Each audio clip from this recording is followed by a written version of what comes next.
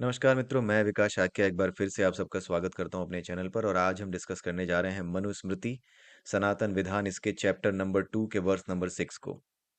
6 के अलावा 7, 8, 9 इन तीन को भी हम डिस्कस करेंगे।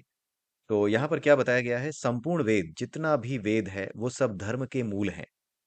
धर्म का मूल यानी कि धर्म का बीज है। ठीक है। धर्म मूल क्या है, धर्म क्या है? धर्म कुछ और नहीं है, धर्म स्वभाव है। जो कुछ इस प्रकृति का स्वभाव है, जिस प्रकार से ये प्रकृति काम कर रही है, सो दैट ये सभी के लिए कुछ न कुछ अपने पास रखती है, सभी को बराबर का अवसर देती है। सूरज का प्रकाश कभी मना नहीं करता कि वो ब्राह्मण के ऊपर पड़ेगा, क्षत्रिय के ऊपर पड़ेगा, वैश्य के ऊपर पड़ेगा या शूद्र के ऊपर पड़ेगा। वो सभी को समान रूप से, सबके साथ समान रूप से व्यवहार करता है। ठीक है। तो जो प्रकाश है, जिस प्रकार से प्रकाश है वो सबके पास पहुंचता है, उसी प्रकार से अगर कोई व्यक्ति ऐसा है जो इस तरह से अपने आप को बना चुका है कि वो सबकी तरह नहीं है, सबकी तरह नहीं है, और प्रकृति के साथ जुड़ने में, प्रकृति के साथ एक होने में वो दूसरों से पीछे है, अपने लिए ज्यादा करता है, प्रकृति के साथ जुड़ करके सबके लिए और अपने लिए सर्वे भवन्तु सुखिनः के विचार के साथ नहीं जी पाता। सबके लिए अगर करोगे तो अपने लिए भी अपने आप हो जाएगा। सबका भला चाहोगे तो तुम्हारा भला अपने आप होगा। जो इस प्रकार से कार्य नहीं कर सकता, वो योग में नहीं है, वो प्रकृति के साथ जुड़ा नहीं है, क्योंकि प्रकृति सभी के लिए है। जैसे मैंने सूरज के प्रकाश का उदाहरण दिया, तो उसी प्रकार से प्रकृति का हर तत्व सभी के लिए है। यही प्रकृति का धर्म है। और जो व्यक्ति इस धर्म के भीतर रहते हुए, अगर कोई व्यक्ति ऐसा है कि अपने लिए ज्यादा करता है, जैसे कुछ लोग ऐसे हैं जिनकी चेतना, जिनकी कॉन्सियसनेस केवल इस लेवल पे होती है कि जानवरों की तरह वो केवल सेक्स करने और भोजन करने, इतने को ही अपना जीवन समझते हैं। उसके अलावा उन्हें कुछ मिल जाए, नहीं मिला तो छीन के खा लिया। शरीर में इतनी ताकत है कि दूसरों से छीन के खा लिया। ताकत चली गई तो दूसरों को बेवकूफ़ बना के खाना शुरू कर दिया। तो केवल और केवल खाने और शरीर की ज़रूरतें, यानी जो आपका जो सेंसरी ऑर्गन्स हैं, आपकी जो इंद्रियाँ हैं, केवल उन इंद्रियों की संतुष्टि के लिए और अपनी भूख पूरी करने के अलावा, अगर कोई व्यक्ति इस चेतना का है कि कुछ और सोच ही नहीं पाता, तो ऐसी चेतना को ही शूद्र कहते हैं। ठीक है। और जो अपनी चेतना को ऊपर उठा करके इस स्तर पे आ जाए कि सभी के साथ मिलकर के सभी के लिए करने लगे, और साथ में उसका भी अपना कल्याण अपने आप होने लगे, क्योंकि सभी के लिए करेगा तो उसका कल्याण भी होगा। तो इस स्थिति को क्या कहा जाता है? योग कहा जाता है। और ये जो स्थिति है प्रकृति के साथ मिलकर के प्रकृति के स्वभाव वाला हो जाना, यही धर्म है, ये वास्तविक धर्म है। धर्म दो तरीके के हैं, हर व्यक्ति का अपना एक व्यक्तिगत धर्म है। दुर्योधन का अपना व्यक्तिगत धर्म था, जो ये कहता था कि हाँ, मैंने द्रौपदी की साड़ी खींच के कुछ गलत नहीं किया है। वो उसका धर्म था। उसे नहीं पता था कि वो गलत कर रहा है। असल में उसे पता ही नहीं था कि वो कितना गलत कर रहा है, क्योंकि ये उसका स्वभाव था। और व्यक्ति का स्वभाव ही उसका धर्म होता है। और जो धर्म के जानने वाले होते हैं, वो बाहर से देख करके बता देते हैं कि इस व्यक्ति का जो स्वभाव है, वो प्रकृति के साथ योग में है या नहीं। जो कुछ भी प्रकृति के साथ योग में नहीं है, जो कुछ भी आपका स्वभाव इस तरीके से है कि जो कुछ भी आप कर रहे हैं, अगर वो सभी के लिए नहीं है, वो केवल आपके लिए रुक गया है, आप अपने लिए रोकने का प्रयास कर रहे हैं, तो आप धर्म में नहीं है, धर्म के कार्य नहीं कर रहे हैं। धर्म का नाम है, धर्म योग का नाम है, धर्म यज्ञ का नाम है। यज्ञ का मतलब है जो कुछ आपने प्रकृति से जैसे लिया है वैसे ही उसे वापस करना। और योग का नाम है प्रकृति के साथ एक होकर के रहना, ताकि आप यज्ञ परफॉर्म कर सको। क्योंकि जब तक आप प्रकृति के साथ योग में नहीं रहोगे, उसके साथ एक होकर के नहीं रहोगे, तब तक आपके अंदर ये बुद्धि, ये प्रज्ञा जागृत ही नहीं हो सकती कि जो कुछ प्रकृति से मैंने लिया है उसे प्रकृति को उसी तरीके से वापस कैसे करूं। तो धर्म का मूल क्या है? वेदों में धर्म का मूल बताया गया है कि किस प्रकार से आप काम करें, क्योंकि वेदों में क्या बताए गए हैं? यज्ञ बताए गए हैं। वेदों में किस चीज की बात की गई है? योग हो जाने की बात की गई है। वहां अलग भाषा में समझाया गया है, योग सूत्र नहीं दिए गए हैं, लेकिन हाँ, प्रकृति के साथ योग करने की, उस ऊर्जा के साथ योग करने की जो इस पूरी प्रकृति को चला रही है, उस चेतना के साथ योग करने की बात कही गई है। ठीक है। तो वही धर्म है। तो हर व्यक्ति का अपना अलग धर्म होता है। लेकिन जब वो अपने धर्म को इस प्रकार से सीधा करता है, इस प्रकार से निचोड़ना शुरू करता है अपने धर्म को, इस प्रकार से एक बंधी हुई रस्सी की तरह उसकी गांठों को उलझाने की बजाय सुलझाने की कोशिश करते हुए वो उस स्तर पे पहुंचता है कि वो प्रकृति के साथ योग कर ले, तो इस स्थिति को क्या कहते हैं? वास्तविक धर्म कहते हैं। और ये स्थिति अपने आप से ऊपर उठने की स्थिति है। यानी आप अपने लिए कुछ करते ही नहीं, बस जो आपका कर्तव्य है वो सामने आने पर आप उसे करते जाते हैं पूरे मन से। भगवान कृष्ण ने भगवत गीता में जो कहा है कि कर्म करो, फल की चिंता मत करो, उसका मुख्य कारण यही है कि अगर आप किसी फल की चिंता करके कोई काम करेंगे तो आप 100% अपना दे ही नहीं पाएंगे। आप कभी भी परफेक्शन अचीव ही नहीं कर पाएंगे। और परफेक्शन कब अचीव होगा? जब आप धर्म का पालन करेंगे, यानी योग कर जाएंगे प्रकृति के साथ। योग ही कर्म का कौशल है, योगः कर्मसु कौशलम। आई होप आपको अब ये जो बात कही गई है भगवत गीता में, आज कुछ ज्यादा स्पष्ट हो रही होगी कि क्यों ऐसा कहा गया है कि योगः कर्मसु कौशलम। यज्ञ, योग, ये दो चीजें अगर आपने समझ ली हैं तो कुछ ऐसा नहीं है जो आपको हमारे सनातन धर्म के स्क्रिप्चर्स में समझने के लिए बाकी बचा है, या जिसकी सहायता से आप कुछ और समझ नहीं सकते। हर चीज आपकी समझ में आने लगेगी, हर चीज, जितनी भी चीजें आपने वहां पे पढ़ी हैं, मतलब कोई ना कोई एक प्रज्ञा जागृत हो जाएगी। हाँ, क्या सही है क्या गलत है, आपने क्या सही समझा है, कितना सही समझा है, कितना गलत समझा है, वो बातें भले ही इस बात का विषय हो सकती हैं कि आपकी समझ में कुछ कमी रह गई है या नहीं रह गई, लेकिन एक प्रज्ञा आपकी विकसित हो जाएगी कि किस प्रकार से चीजों को समझा जाता है। ठीक है? तो इसलिए यज्ञ और योग, ये दो चीजें आपको समझना बहुत जरूरी है। तो धर्म क्या है? धर्म है स्वभाव। प्रकृति का स्वभाव ही प्रकृति का धर्म है, यही वास्तविक धर्म है। क्योंकि प्रकृति जिस प्रकार से चल रही है वो रिसाइकलिंग ही करती रहती है, हमारी और आपकी।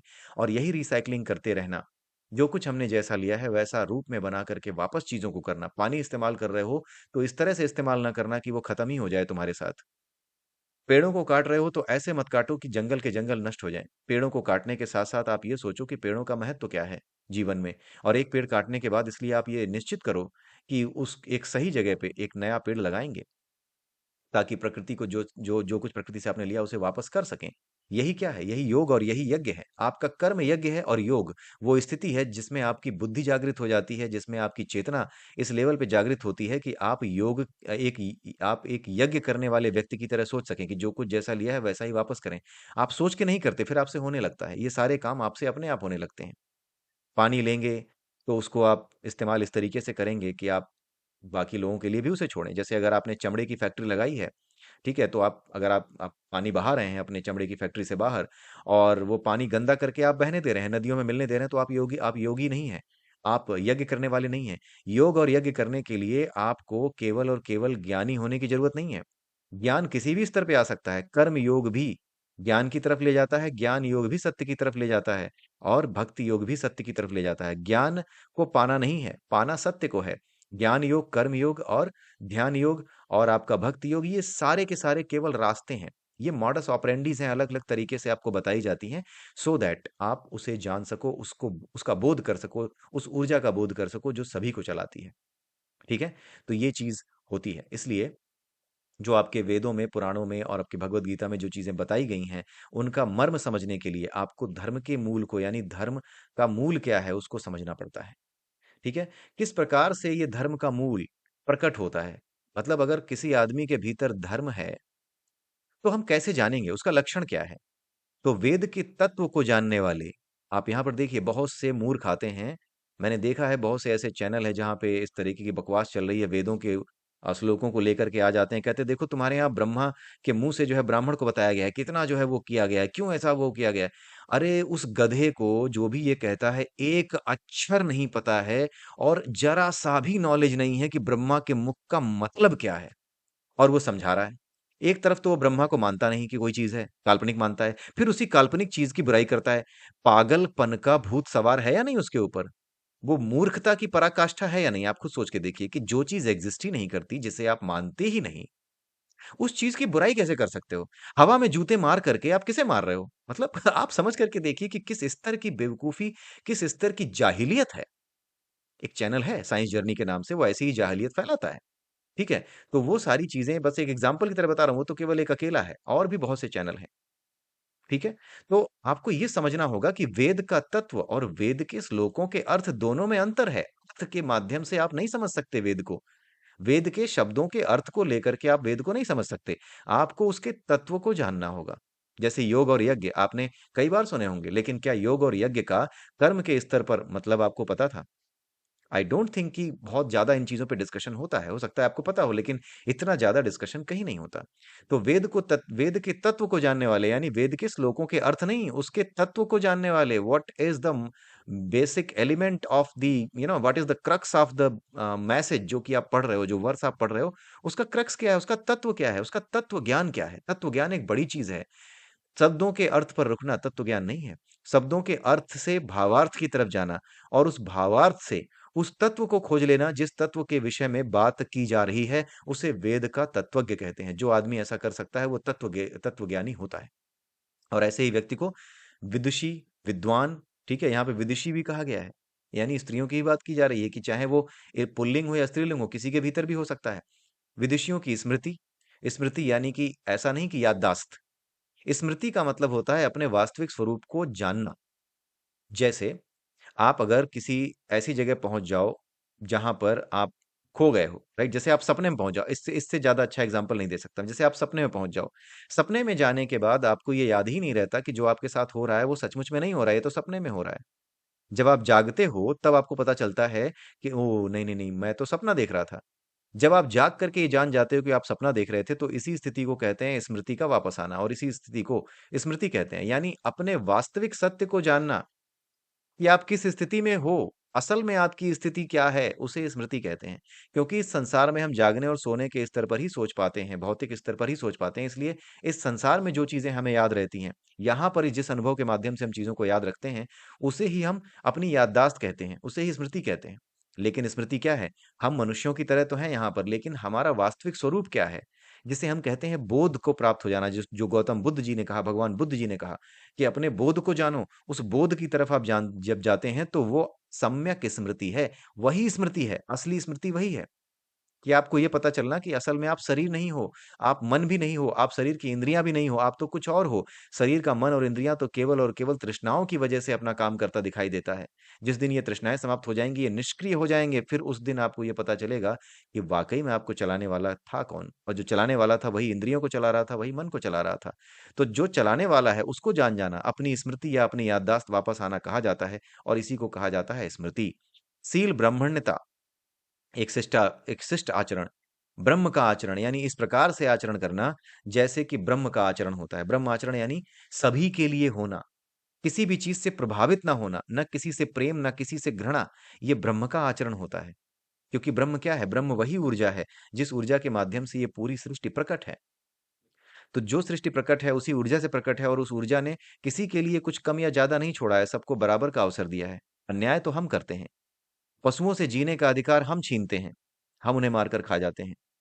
लेकिन पशुओं को पशु भी मार के खाते हैं, वो उनका नेचुरल इंस्टिंक्ट है। लेकिन हमारी नेचुरल इंस्टिंक्ट को क्या हो जाता है?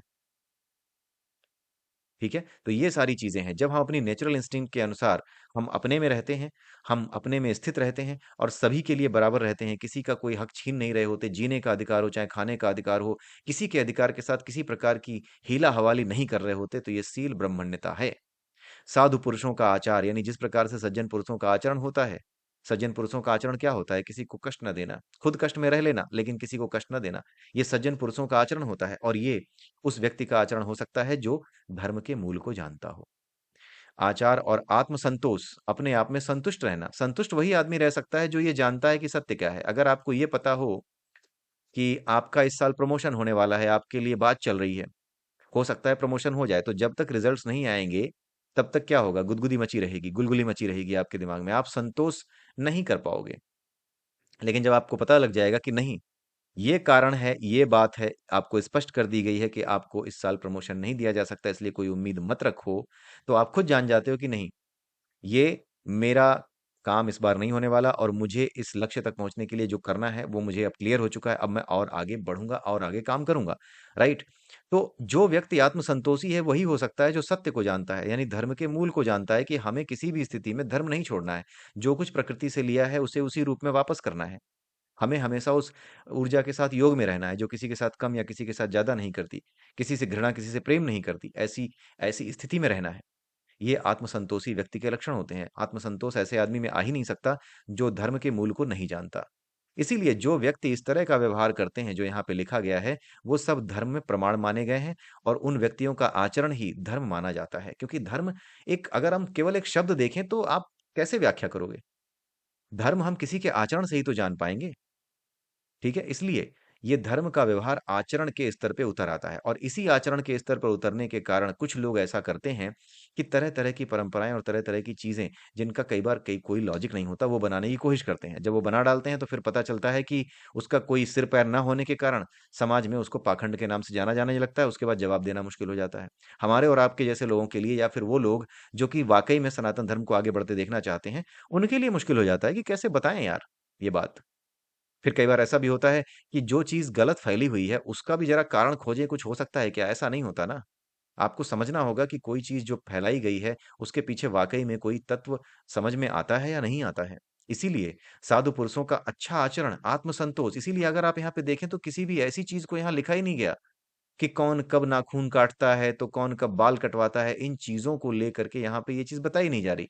धर्म का मूल सीधे-सीधे ये बताया जा रहा है। बाकी जितने भी आचरण बताए जाएँगे, वो समाज की व्यवस्था को देख कर के बताए जाएँगे, जैसे बाल कब नहीं कटाने हैं, नाखून कब नहीं काटना है, ये सब समाज की व्यवस्था को देखने के बाद ही निर्धारित किए जाएँगे, उससे पहले नहीं। तो थोड़ा लंबा वीडियो हो रहा है, मैं कोशिश कर रहा था कि आपको 9वें श्लोक तक बता दूँ, 7वाँ, 8वाँ और 9वाँ भी बता दूँ, लेकिन अभी जो कॉन्सेप्ट हम डिस्कस कर रहे हैं, वो बहुत ज़रूरी हैं, इस वजह से मैं इसको बहुत ज़्यादा लंबा नहीं खींच सकता। उतना ही बताऊँगा जितना पचाने लायक हो। आप इसको 2 बार देखिए, 2-3 बार समझिए, तब जा कर के ये वीडियो आपकी समझ में आएगा। क्योंकि ये मनुस्मृति है, इतनी सीधी चीज़ नहीं है ये। ये धर्म का, वेद का मूल है। यहाँ पर आपको इतनी आसानी से सीधे-सीधे शब्दों के अर्थ लेने से बात समझ में नहीं आएगी। ये हिंदी भाषा है, इसके व्याकरण को जाने बिना आप कभी भी वास्तविक अर्थ इसके समझ ही नहीं पाएँगे। उम्मीद करता हूँ आप सबको ये बातें अच्छी लगी होंगी, समझ आई होंगी। अगले वीडियो में फिर मिलते हैं। तब तक के लिए जय सिया राम, जय श्री कृष्ण, जय श्री राधे, ओम नमः शिवाय, जय मनु महाराज।